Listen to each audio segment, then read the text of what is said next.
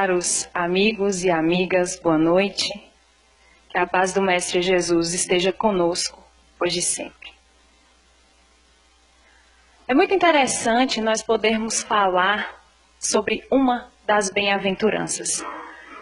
Mas é importante nós também destacarmos nesta noite a importância da reflexão profunda a respeito de todo o Sermão do Monte. Há quem diga que Mahatma Gandhi afirmou certa vez que se todas as páginas do Evangelho fossem queimadas, mas restasse o Sermão do Monte, o cristianismo ainda assim estaria salvo, dada a importância que ele traz para nós. Acredito eu que todos nós que estamos aqui conheçamos, se não todo o sermão, boa parte dele. E há quem concorde comigo a respeito da beleza deste mesmo sermão. Porém, nós não nos detemos atentamente à análise das palavras lá colocadas. Desta forma, para falarmos nesta noite a respeito de bem-aventurados os misericordiosos, nós devemos também nos deter às bem-aventuranças que estão apresentadas anteriormente. E nós vamos compreender o porquê. Mas só para nos lembrarmos, o Sermão do Monte está narrado então em dois evangelhos, em Mateus e em Lucas. Mas é em Mateus que nós temos a narrativa mais completa, aquela que nós conhecemos, com as 8 ou 9 bem-aventuranças, o alerta que Jesus dá ao final, que está contido no Evangelho de Mateus. E é interessante nós observarmos a fala de Jesus, porque ela está na afirmativa da bem-aventurança. Então, bem-aventurados os aflitos, bem-aventurados os misericordiosos, bem-aventurados os que têm fome e sede de justiça. Mas esta afirmação se segue com uma justificativa. Ou porque serão consolados, ou porque serão saciados, ou porque herdarão a terra, enfim, como está disposto na ordem das bem-aventuranças. Mas quando nós vamos ver, por exemplo, os ensinamentos de Jesus, mais especificamente acerca da misericórdia, nós vamos compreender o quão amplo é o leque de possibilidades acerca desta bem-aventurança. Quando nós nos dirigimos, por exemplo, aos ensinamentos de Jesus a seus discípulos, quando Pedro pergunta, Senhor, então eu devo perdoar o meu irmão até 7 vezes? E Jesus diz, eu não digo até 7 vezes, mas até 70 vezes 7 vezes. Demonstrando aí a importância de olhar o outro com os olhos da misericórdia, mas uma misericórdia que se apresenta perene, que se apresenta infinita. Há uma narrativa dos irmãos espíritas dizendo que uma mulher procurou Chico Xavier certa vez e disse a ele, Chico, hoje eu me sinto desobrigada a perdoar. E ele, como assim, minha irmã? Ela disse, eu consegui perdoar o indivíduo 70 vezes 7 vezes. Exatamente, 70 vezes 7 vezes. Como Jesus falou que eu só preciso perdoar 70 vezes 7, eu me sinto-me nesse momento desobrigada a prestar qualquer tipo de perdão a esta criatura. Chico Xavier fala, minha irmã, mas observe, é 70 vezes 7 vezes cada erro. Então assim, se a pessoa mente, é 70 vezes 7 o perdão para a mentira, para a arrogância, para o orgulho, demonstrando dessa forma a perenidade desse sentimento de misericórdia. Outra passagem que nos chama muito a atenção é quando Jesus diz para que nós reconciliemos-nos com os nossos adversários enquanto estamos a caminho com eles. Que desafio Jesus nos propõe, tanto naqueles dias, quanto nos dias de hoje. Porque vejamos, muitas vezes a reconciliação entre aqueles que se gostam, aqueles que têm sentimentos afins, já é algo muito difícil para nós. Imagine a reconciliação com o desafeto, com alguém por quem nós não nutrimos sentimentos de amorosidade, um sentimento afetivo mais íntimo, que para aqueles da época era um desafio e que para nós, nos dias de hoje, continuam sendo desafios. Quando Jesus diz que nós devemos caminhar com aqueles que nos pleiteiam 1 milha, que nós devemos caminhar 2. Que aquele que nos tomar as vestes, que nós ofereçamos também a capa. Que aquele que esbofetear uma face, nós possamos dar também a outra. Se nós ficássemos aqui narrando os diversos momentos em que o Evangelho de Jesus nos mostra a compaixão, a indulgência, a benevolência e a misericórdia, nós ficaremos aqui até amanhã. Mas a ideia é de mostrar que esses atributos são atributos que Jesus nos ensina o tempo inteiro. A base do ensinamento do Cristo é esse perdão, essa benevolência e essa indulgência.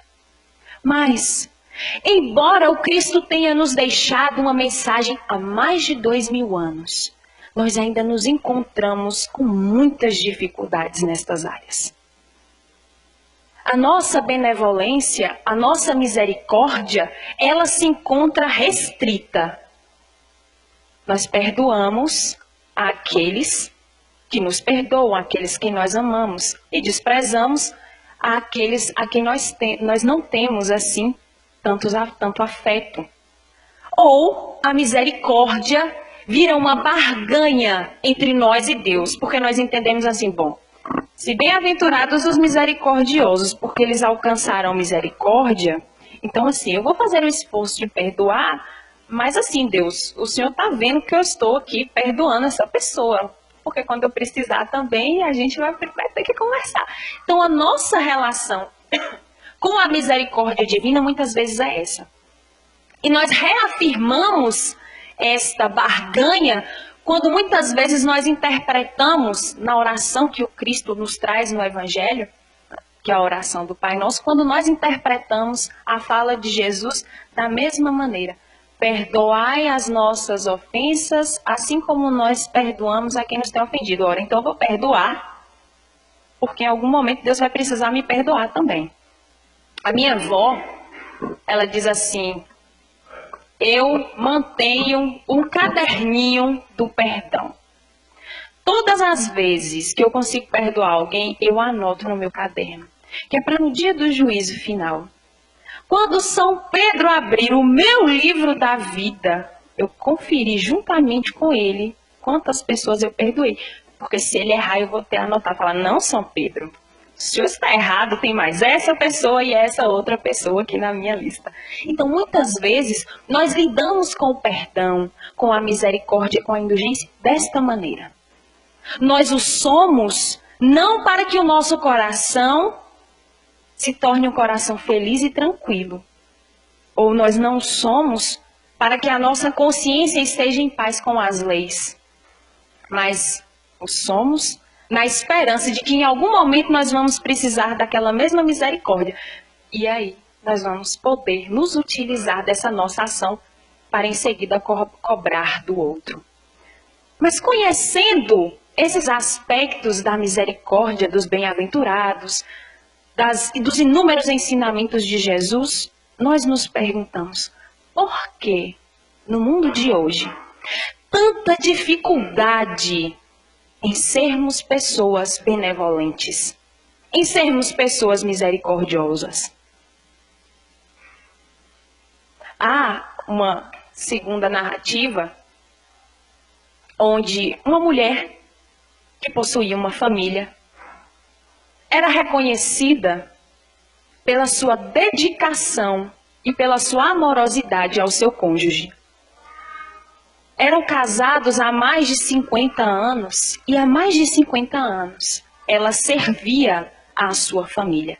Os seus filhos cresceram, casaram-se e foram morar com seus cônjuges e a sua família posteriormente, mas ela continuava com seu marido. O seu marido ficou doente e ela cuidou dele. Em momentos de tristeza, de angústia, de fraqueza, ela estava ao lado dele. Mas eis que o marido parte antes dela. E a partida do marido, quando todos acharam que aquela mulher lamentaria profundamente este momento, ela olha para os céus e diz: graças a Deus. Senhor, já cumpri a minha parte com este espírito. Fui benevolente o quanto pude, fui amorosa o quanto pude, cuidei, perdoei suas ofensas, pois agora não tenho mais nada a ver com esse indivíduo. Pouco tempo depois, esta mulher desencarna. E no momento da construção do seu plano reencarnatório, eis que o companheiro que está com ela diz: você retornará com aquele que lhe foi companheiro na última existência. E ela toma um susto. Mas, Senhor, como? Se eu já cumpri as minhas obrigações para com este indivíduo, e ele extremamente feliz. Dizia ela: que bom que eu poderei retornar contigo. Tu que fostes uma mulher maravilhosa para comigo, que usaste de benevolência, para mim será uma honra poder reencarnar ao teu lado. Mas ela, possessa de raiva, não entendia o porquê. E então, eis que o Espírito esclarece de todos os aprendizados. O principal tu não aprendeste. Serviu, acolheu, mas em momento nenhum tu fizeste isso com amor. Então agora retornarás com ele, para que tu aprendas a amar. E eis um detalhe, este detalhe, que nos falta muitas vezes na nossa prática da misericórdia, o amor. Em o Evangelho segundo o Espiritismo, no capítulo 10, item 4, Allan Kardec vai falar justamente sobre essa nossa postura, os dois tipos de perdão que nós encontramos. Aquele perdão que é nobre, aquele perdão que é acolhedor, o perdão que visa de fato a conciliação entre os indivíduos, aquele perdão que não humilha, aquele perdão que é sensível. Mas há um segundo perdão, que é o que corriqueiramente nós encontramos, que é o perdão onde o indivíduo que se sente agredido coloca o outro em uma posição constrangedora, que o humilha, que o expõe. E depois que sente o seu ego extremamente massageado, aí sim, oferece de sua parte o perdão. Mas não um perdão completo. É aquele perdão que visa amenizar uma situação, mas ao primeiro erro do companheiro, ou ao primeiro incômodo da parte daquele que se sente ofendido, olha novamente o erro, sendo revisto, reposto, olha o dedo na ferida do outro. E comumente nós somos assim. As pessoas dizem assim: quem bate, esquece. Mas quem apanha, não esquece. Então, muitas vezes, nas nossas relações, nós somos esse indivíduo que olha para o outro e fala: você errou e eu te perdoei. Mas, em qualquer conflito que exista, você lembra do que você fez o ano passado e eu te perdoei? Você lembra o que você fez há 10 anos atrás, uma coisa assim parecida com essa que você está fazendo agora, e eu te perdoei? Então, nosso perdão, na verdade, é uma fachada que visa amenizar uma situação. Utilizar o erro do outro ao nosso favor, sempre humilhando, sempre colocando a outra pessoa em uma posição constrangedora. E nós vamos perceber, meus irmãos, que a misericórdia está muito além dessa desculpa rasa ou dessa interpretação superficial que nós damos aos ensinos do Cristo. Quando nós vamos analisar o Sermão do Monte, Jesus inicia-o com uma bem-aventurança fundamental, com uma virtude que é fundamental para todos nós. Quando ele diz que bem-aventurados são os humildes de espírito. Em algumas traduções, nós encontramos pobres de espírito. Em outras, porém, mais recentes, nós encontramos a tradução humildes de espírito. Mas nos dois casos, Jesus ressalta uma virtude extremamente importante. E uma virtude sem a qual nenhuma outra virtude viceja no nosso coração, que é a humildade. Como nós podemos perdoar ao outro, sermos misericordiosos com o outro, se no nosso coração não habita a humildade? A humildade de reconhecer que nós também erramos. A humildade de reconhecer que muitas vezes o outro passa por uma situação que eu desconheço. A humildade de saber que estamos todos em um planeta onde não habitam espíritos perfeitos, mas sim espíritos que caminham juntos para uma maior evolução. Então, quando a humildade nos permite reconhecer o que somos e o que não somos, nós conseguimos olhar o outro com o mesmo olhar de humildade, de compassividade, para o qual nós olhamos para nós mesmos. Nos grupos de estudo, eu sempre gosto de fazer algumas observações quando nós falamos sobre a humildade. Eu sempre pego algumas frases de Jesus como: eu sou o caminho, a verdade e a vida, e ninguém vem ao Pai senão por mim. Eu sou o Cordeiro de Deus. Frases como esta. Eu testemunho sobre mim porque eu sou a verdade. Aí eu sempre pergunto às pessoas, nesse momento, Jesus está sendo humilde? Como é que a gente avalia a humildade nesse momento? A maioria das pessoas dizem, eu acho que nesse momento aí Jesus esqueceu um pouco a sua humildade, né? Porque ele afirmar que ele é o caminho, a verdade e a vida, não é bem humildade da parte dele. Mas aí, a gente contrapõe essa resposta com uma outra passagem, onde um homem dirige-se a Jesus e disse, bom mestre. E aí Jesus imediatamente diz, tu me chamais mestre, e eu sou. Mas por que me chamais bom? Bom, só o Pai que está no céu. Aí as pessoas dizem, aí sim, ele está sendo uma pessoa humilde. Mas a humildade, a virtude da humildade consiste em reconhecer o que se é e o que não é. Mas nós interpretamos a humildade ainda de uma forma externa. Para nós, o indivíduo que é humilde é aquele que anda maltrapilho, é aquele que não expõe as suas riquezas, é aquele que não fala das suas virtudes e das suas qualidades. Daí muitas vezes alguém dizer pra gente assim, nossa, como você é inteligente. A gente fala, que isso, não sou não. Nossa, como você está bonito, bem vestido hoje. Ah, que isso, essa blusinha aqui foi R$20 ali naquela loja. Que isso, né? Então, para nós, estas são as vestes da humildade. Quando Jesus vem trazer o oposto. A humildade se baseia no autoconhecimento. Em saber quais as virtudes que nós temos desenvolvidas e quais as dificuldades que nós temos instaladas no nosso próprio ser. Porque vejam, quando nós temos esta noção, quando nós sabemos dos sacrifícios que nós precisamos fazer para vencer as nossas más inclinações, nós vamos entender que o outro também está nesse momento.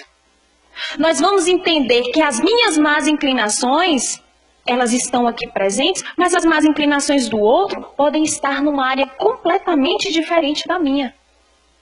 E se eu não sou humilde para perceber essas dificuldades em mim, como eu vou ser humilde e misericordioso para perceber essa dificuldade no outro? Daí a misericórdia depender primeiramente do desenvolvimento da humildade. Então, sem humildade, não há verdadeira misericórdia.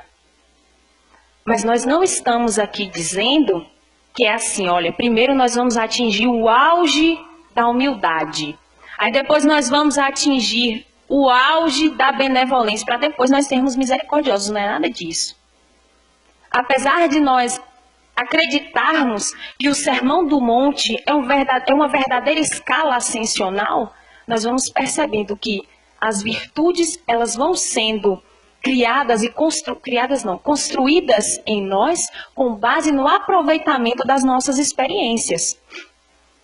Então, para sermos indivíduos humildes, nós precisamos ter paciência.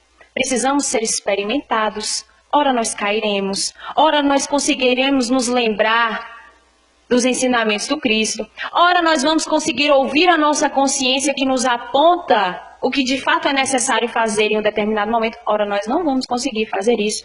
Então a existência serve para isso, para sermos experimentados.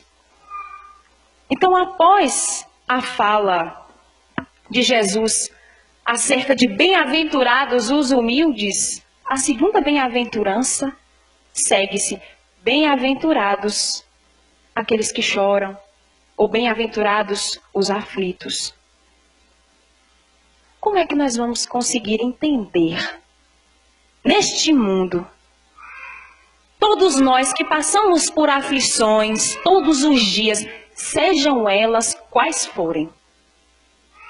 Porque o nosso objetivo não é avaliar quem é mais aflito que quem, ou qual aflição é maior que outra, de forma nenhuma.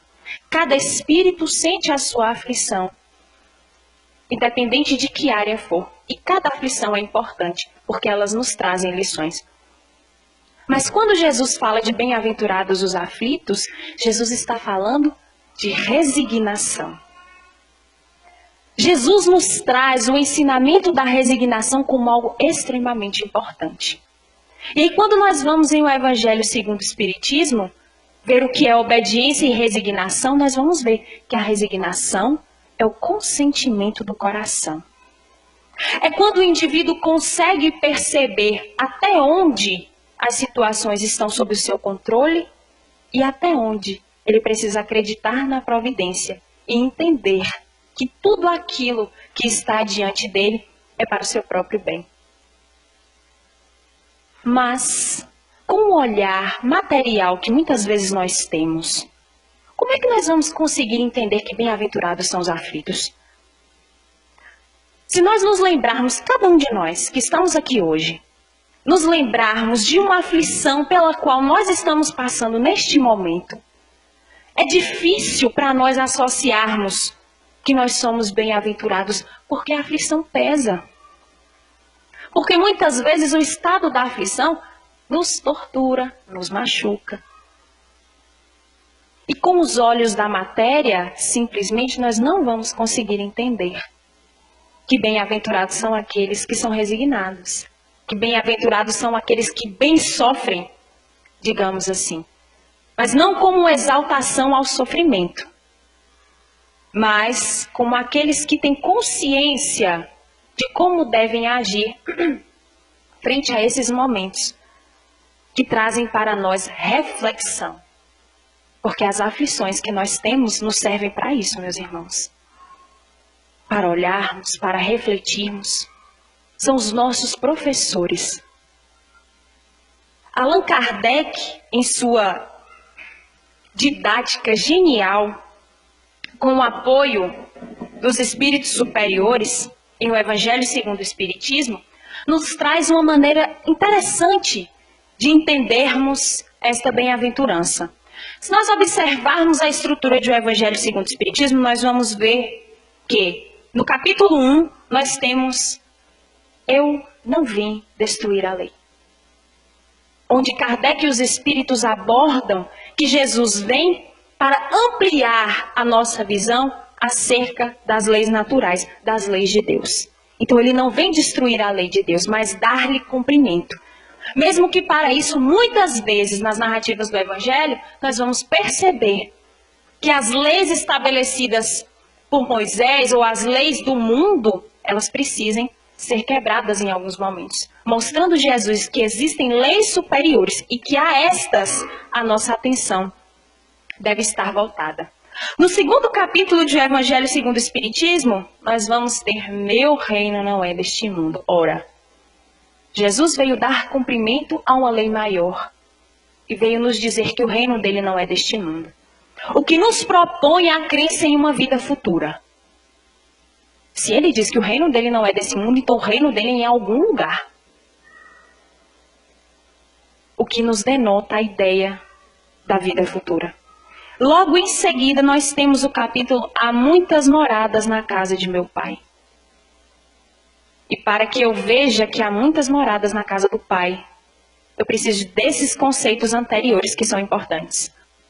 O primeiro que nos diz que o reino de Jesus não é deste mundo, e aquele que nos propõe a reencarnação. Porque, ora, se há muitas moradas na casa do Pai, então a ideia de que vivemos, nós seres humanos, isolados neste planeta Terra, é uma ideia que cai por terra. É uma ideia que não mais preenche o nosso coração. Então, nesse vasto mundo, existem outros seres mais evoluídos que nós, no mesmo estágio de evolução. Seres menos evoluídos que nós. Seres que ainda vão ser criados. Espaços que ainda vão ser criados, porque não é o próprio Jesus quem diz que o meu Pai trabalha incessantemente? Pois bem, trazendo essa reflexão de há muitas moradas na casa do meu Pai, Kardec nos traz, no 4º capítulo do Evangelho segundo o Espiritismo, ninguém pode ver o reino de Deus se não nascer de novo. Trazendo para nós o conceito importante da reencarnação, que é que nos permite evoluir. A ela devemos estar aqui hoje, aprendendo, evoluindo, trazendo das antiguidades, das reencarnações passadas, defeitos e virtudes, buscando nessa reencarnação a compreensão das leis, a busca pela extensão, pela expansão da nossa consciência.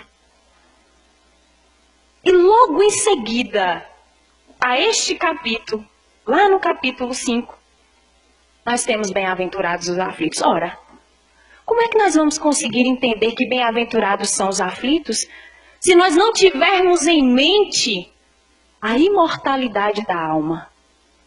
Se nós nos basearmos apenas nessa existência, como o indivíduo que sofre vai ser um indivíduo bem-aventurado? Se eu me baseio na ideia de que Deus traça o caminho de cada um de nós, que Deus tem um plano para nós, com a mesma finalidade, mas por que eu preciso passar por aflições talvez menos pesadas ou por privações menos pesadas que o meu irmão, sendo que nós vamos chegar ao mesmo lugar? Como é que Deus faz, então, para medir o nível de aflição que Ele entrega a cada um? Olha, você que é mais forte, deixa eu olhar aqui, então. Eu acho que você pode passar por uma privação material. Agora, eu vou fazer assim. Você vai ter uma família maravilhosa, você vai ter, assim, muito dinheiro, você vai ter, assim, uma vida plena e próspera. Aí, se você conseguir lidar com isso, aí você chega no mesmo lugar que o seu irmão, a quem eu ofereci inúmeras privações, inúmeras aflições. Se nós acompanharmos esta ideia, nós vamos ver que a mensagem de Jesus não é uma mensagem que condiz com a realidade. E é por isso que Allan Kardec nos oferece esses ensinamentos anteriores, como a dizer, olha, sem esse embasamento, sem a crença nessas condições colocadas por Jesus, sem esses ensinamentos primorosos acerca da imortalidade da alma, acerca da evolução dos espíritos, nós não vamos conseguir compreender as aflições pelas quais nós passamos. Aflições estas que nos dão a oportunidade de desenvolver as virtudes que nós tanto buscamos. Então, bem-aventurados os aflitos? Sim, bem-aventurados os aflitos. Porque tem a oportunidade de aprender a resignação. E resignação não pode vir de um coração orgulhoso. A resignação só vem de um coração que aprendeu a humildade. A humildade de entender que durante o caminho existem condições às quais ele pode intervir, mas que ele também precisa acreditar na providência. A resignação de compreender que passar por aquele caminho deve trazer para ele não revolta, mas o aprendizado. Aquele caminho, embora doloroso, é para que virtudes sejam reforçadas dentro do indivíduo e que ele entenda que a gente não passa por nenhum tipo de aflição por acaso. Nada nos é entregue em vão. Nada, nenhum fio de cabelo cai da nossa cabeça sem a permissão do alto. Ou seja, nada a que somos submetidos é vão. Tudo tem uma causa. Embora nós não compreendamos todas elas na atual existência, existe uma causa. E quando nós aprendemos a olhar com humildade esse nosso desconhecimento, a gente consegue caminhar bem por esses momentos. Existe como ser misericordioso, sem entender que da mesma forma que eu passo por aflições, o outro também passa? Existe a condição de sermos misericordiosos, sem entender que nós estamos num mundo de provas e expiações, e que ora eu vou escorregar, ora o meu irmão que está na mesma caminhada que eu, na mesma labuta, vai escorregar, vai cair. Porque nós estamos aqui para isso, não somos perfeitos. Então, se eu trato com misericórdia os meus delitos, se eu peço misericórdia, a misericórdia de Deus para com os meus delitos, por que eu não posso oferecer a mesma misericórdia para o meu irmão, que também está nessa jornada de aflição, que também possui as suas dificuldades nesta trajetória, dificuldades que muitas vezes nós não conhecemos. E quando nós falamos da família, então, essas dificuldades, elas são ainda maiores, porque nós acreditamos que na família, né, pela convivência, a gente conhece bem o outro. Mas muitas vezes nós não nos damos o trabalho de compreender aflições que não estão ao nosso alcance. Porque nós não compreendemos o coração daqueles que estão conosco. Sabemos das atitudes. Às vezes nós falamos assim, fulano é um espírito rebelde. É uma pessoa que não está nem aí para ninguém. É uma pessoa que a gente tenta se aproximar, mas não consegue. Porque existem coisas no coração daquele indivíduo que nós não temos alcance de compreender. Então, por isso, usarmos de misericórdia. Nem que seja a misericórdia em forma de prece. Porque, de fato, existem aqueles que trazem consigo uma dureza que não nos permite a aproximação. Mas aquele indivíduo é menos digno que nós de forma nenhuma. Se nós não pudermos ajudar com atos, com práticas em si, ajudemos pela prece. Que é uma ajuda tão grande quanto qualquer outra ação que nós possamos fazer por esses indivíduos. Então não há como ser um indivíduo misericordioso sem compreender que o outro também passa por aflições. Sem compreender que em algum momento, em alguma dificuldade com a qual o outro se depare, ele pode escorregar. E é nesse momento que ele vai precisar de uma mão para se reerguer. E não de uma mão que atire pedras. A outra bem-aventurança a que Jesus nos propõe a reflexão: bem-aventurados os mansos e pacíficos. Ora, para que o indivíduo trate com misericórdia a si e ao outro, além da humildade, além da resignação, o indivíduo precisa ser um indivíduo manso, mas não no sentido vulgar que nós compreendemos a mansidão. Vocês já repararam que às vezes para um indivíduo mais tranquilo, para uma pessoa que normalmente é assim mais tranquila, não cria desavenças com ninguém, ou até mesmo para a pessoa que denota uma preguiça ou algo assim, nós utilizamos o termo manso. Aqui na Bahia isso é muito comum, a gente olhava, fulano ali, ó, fulano é manso demais. Não é assim que a gente fala? Mas não é esse o significado que Jesus emprega neste momento. O indivíduo que possui a virtude da mansuetude é o indivíduo que olha para o outro com um olhar complacente. É o indivíduo que olha para o outro com um olhar irmão. É o indivíduo que olha para o outro sem aquele olhar julgador que a grande maioria de nós temos. E aí eu me recordo de uma passagem, eu sempre gosto de citar nas palestras que comumente eu faço, quando Jesus é convidado a uma determinada situação, onde uma mulher é pega em adultério. E a lei de Moisés manda apedrejar qualquer mulher que tenha sido pega em tal situação. E eles perguntam, o Senhor, o que diz que a gente deve fazer? Jesus olha para os homens e diz, atire a primeira pedra, aquele que estiver sem pecado. E um a um, eles vão deixando as pedras caírem. E Jesus continua, intocável. Após a saída dos homens, ele se dirige àquela mulher e diz, mulher, onde estão aqueles que te julgaram? Ela diz, Senhor, não sei, eles se foram. Então Jesus diz, eu também não a julgarei. Vá e não peques mais. A mansuetude de Jesus permite duas ações a ele.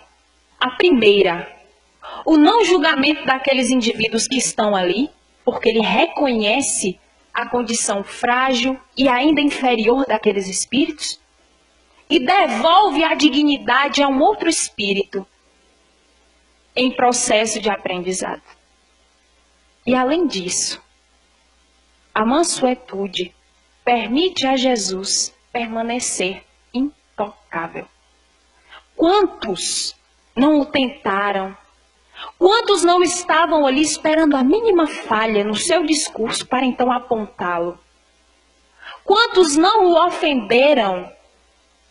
E basta vermos a forma como Cristo morreu. Mas Jesus permanece inatacável. Jesus, em nenhum momento, traz qualquer tipo de conflito ou qualquer tipo de violência para com aqueles com quem convive. Mesmo que muitas vezes o seu ensinamento seja um ensinamento mais incisivo. Quando ele diz, por exemplo, raça de víboras, ou sepulcros caiados, limpos por fora e cheios de podridão por dentro. Ainda assim, a mansuetude está no coração de Jesus. Porque ele entende a necessidade de cada espírito ouvir determinado ensinamento. Então Jesus não é um justiceiro. Jesus não é um juiz punitivo. Jesus é o mestre que ensina. Para alguns alunos nós precisamos chamar a atenção algumas vezes.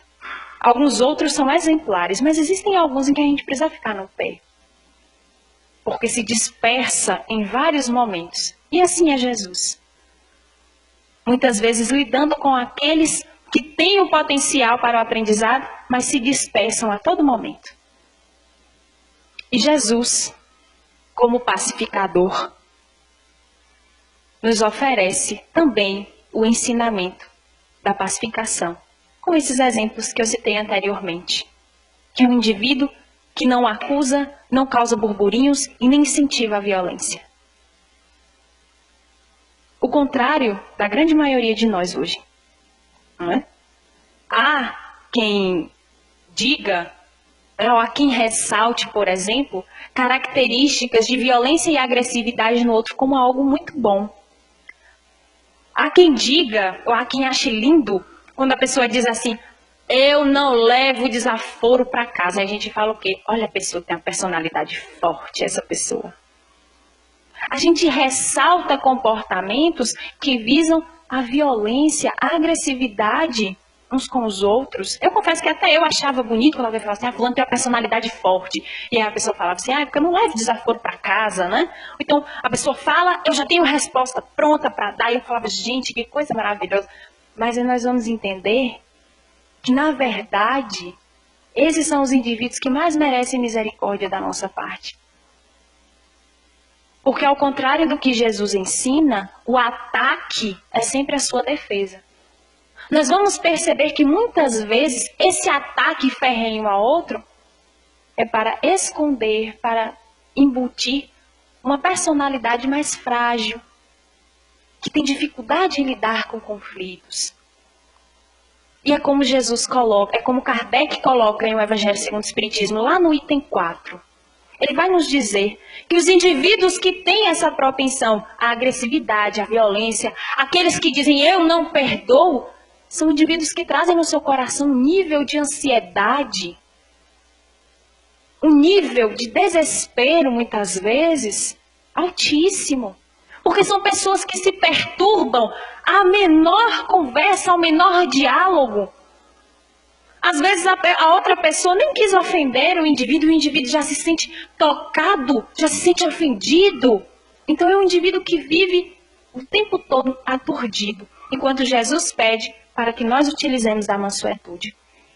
Existe a possibilidade de sermos misericordiosos, sem aderirmos à mansuetude de forma nenhuma. Porque a mansuetude nos propõe benevolência. A mansuetude nos propõe indulgência. A mansuetude e a pacificação nos trazem a ideia de que nós devemos ser aqueles que atuam para o bem.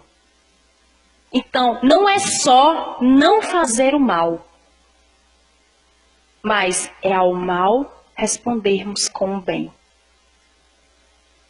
Porque nós seremos cobrados não só pelo mal que nós fazemos, ou pelo mal que deixamos, ou pelo mal que nós não fazemos, mas também responderemos pelo bem que nós deixamos de fazer.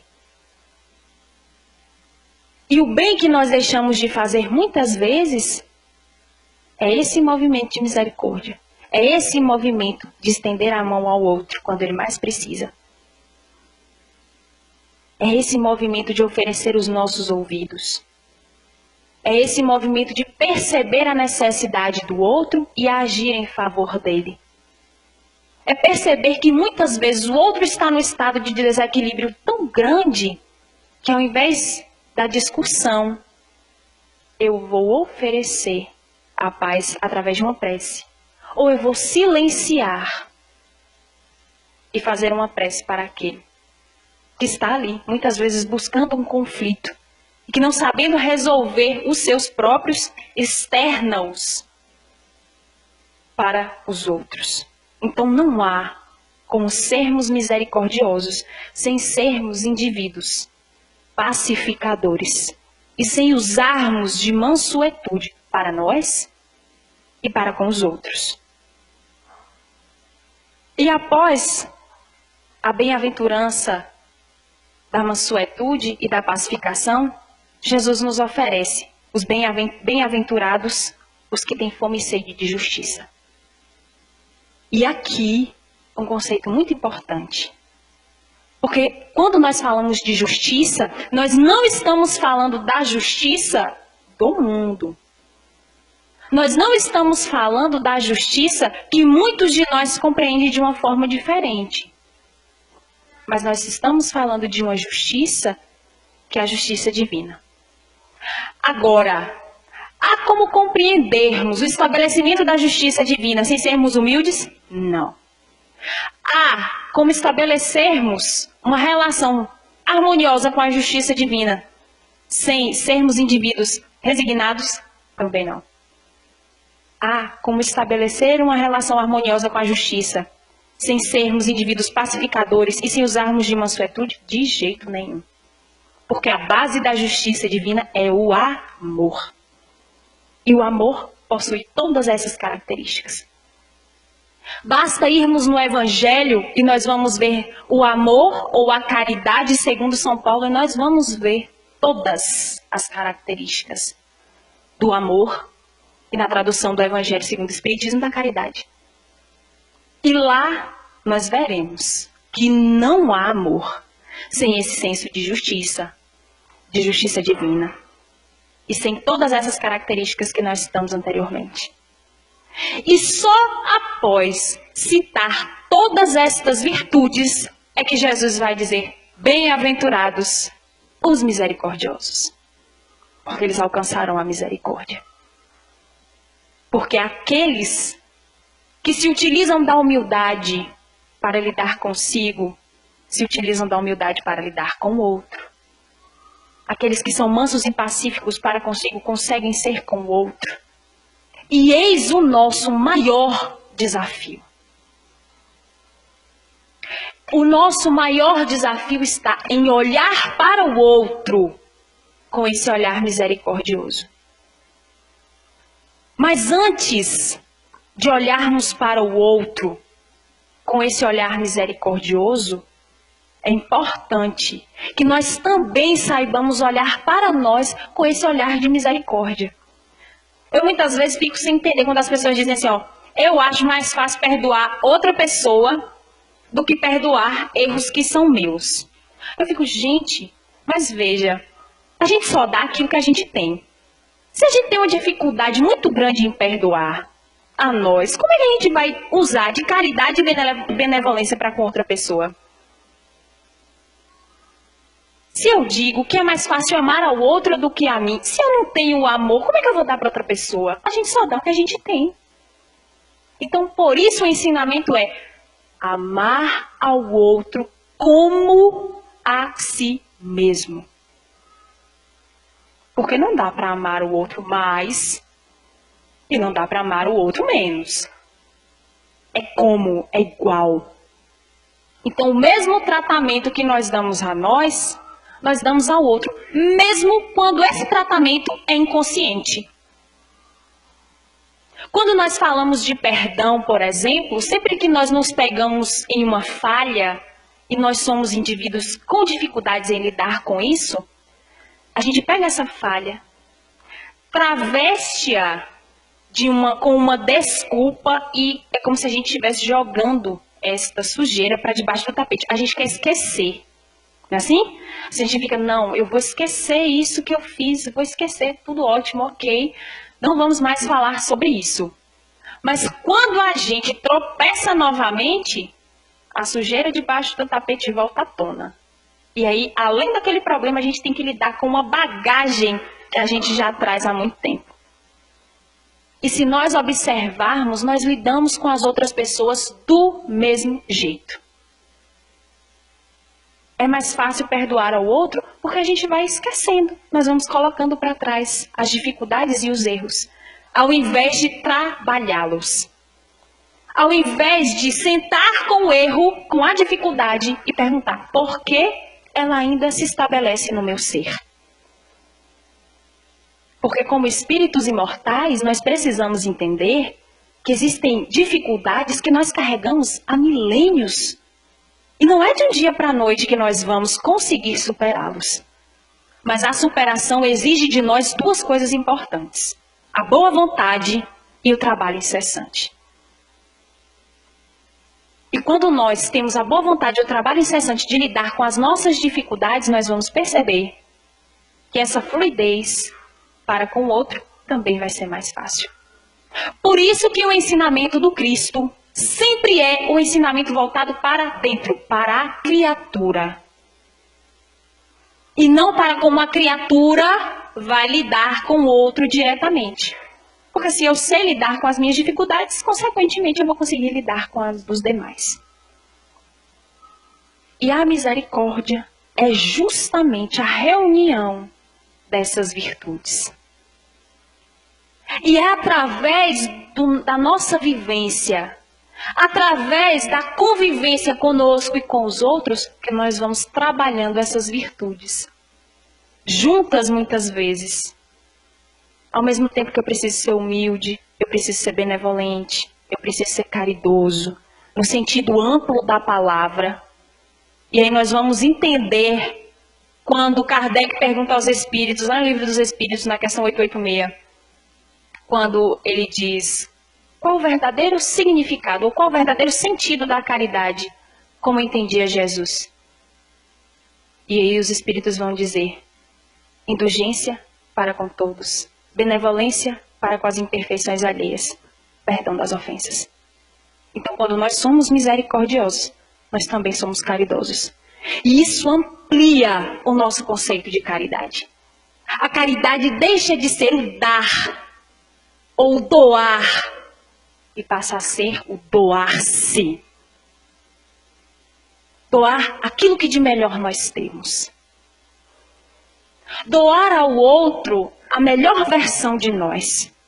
E com o outro compreender como eu posso melhorar esta versão. Nós ainda encontramos muitas dificuldades, é bem verdade. Mas há uma reflexão trazida pelo Espírito Neio Lúcio, no livro Jesus no Lar, que eu gostaria de deixar para vocês nesta noite, como reflexão para nós, de que a misericórdia, a benevolência, ela está conosco, ela está ao nosso alcance em qualquer momento.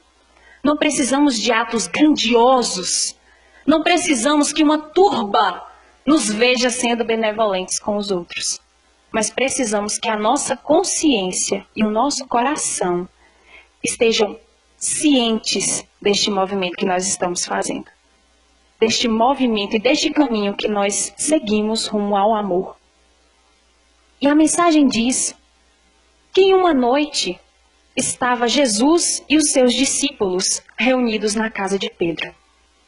E uma conversa se dava a respeito de como os valores da Boa Nova poderiam ser levados aos indivíduos. Jesus, no entanto, permanecia calado, em um profundo silêncio, mas sempre atento ao que os seus companheiros estavam dizendo. Então, em um determinado momento, João pergunta a Jesus, Senhor, que fazer diante da calúnia que nos dilacera o coração? E Jesus responde, tem piedade do caluniador e trabalha no bem de todos, porque o amor desfaz as trevas do mal e o serviço destrói a ideia desrespeitosa. Então Tiago, filho de Zebedeu, junta-se a João e questiona a Jesus. E como agir perante aquele que nos ataca brutalmente? E Jesus responde, um homem que se conduz pela violência deve estar louco ou envenenado. Auxiliemo-lo a refazer-se. Depois, Judas, juntando-se à conversa mais íntima, pergunta, Senhor, e quando o homem que nos ofende se reveste de autoridade respeitável, qual seja a de um príncipe ou de um sacerdote, em todas as aparências do ordenador consciente e normal? E Jesus traz a seguinte explicação. A serpente pode ocultar-se num ramo de flores, e há vermes que habitam nos frutos de bela apresentação. O homem de elevada categoria que se revele violento e cruel é enfermo ainda assim. Compadece-te dele, porque dorme num pesadelo de escuras ilusões, do qual será constrangido a despertar um dia. Ampara-o como puderes e marcha em teu caminho, agindo na felicidade comum. Mestre, e quando a nossa casa é atormentada por um crime, como procederei diante daquele que me atraiçoa a confiança, que me desonra o nome ou me ensanguenta o lar? apieda-te do delinquente de qualquer classe. E não desejes violar a lei que o próximo desrespeitou, porque o perseguidor e o criminoso de todas as situações carrega consigo abrasadora fogueira. Uma falta não resgata outra falta, e o sangue não lava sangue. Perdoa e ajuda. O tempo está encarregado de retribuir a cada criatura de acordo com o seu esforço. Chega-se então Bartolomeu e diz: Mestre, que fazer do juiz que nos condena com parcialidade? Tem compaixão dele e continua cooperando no bem de todos os que te cercam. Há sempre um juiz mais alto, analisando aqueles que censuram ou amaldiçoam. E além de um horizonte, outros horizontes se desdobram, mais dilatados e luminosos. E então, Tadeu humildemente se ajoelha perante Jesus e diz: Senhor, como proceder diante da mulher? Entendamos aqui dos indivíduos que amamos quando se entrega às quedas morais. Jesus fitou-o com brandura e respondeu. E inquiriu: os sofrimentos íntimos que o dilaceram dia e noite não constituirão por si sós aflitiva punição? Fez-se balsâmico silêncio no lar. E logo, ao perceber que os aprendizes haviam cessado as interrogações, o Senhor concluiu: se pretendemos banir os males do mundo, cultivemos o amor que se compadece no serviço que constrói para a felicidade de todos. Ninguém se engane. As horas são inflexíveis instrumentos da lei, que distribui a cada um segundo as suas obras. Ninguém procure sanar um crime praticando outros crimes, porque o tempo tudo transforma na terra, operando com as labaredas do sofrimento ou com o gelo da morte. Que sejamos, pois, esses indivíduos misericordiosos, mansos, pacificadores, humildes, a que se refere Jesus. Que possamos olhar para nós com a benevolência que o nosso Pai olha para nós. E que ao olhar com amor para o espírito que somos e para os espíritos que estamos construindo nesta jornada, nós também saibamos olhar para o outro com amor, com benevolência e com indulgência, para que desta forma nós possamos transformar esse mundo em um mundo melhor e assim contribuirmos cada um de nós, uns com os outros, para que cheguemos ao mesmo lugar, para que cheguemos aos braços do Pai. Muita paz.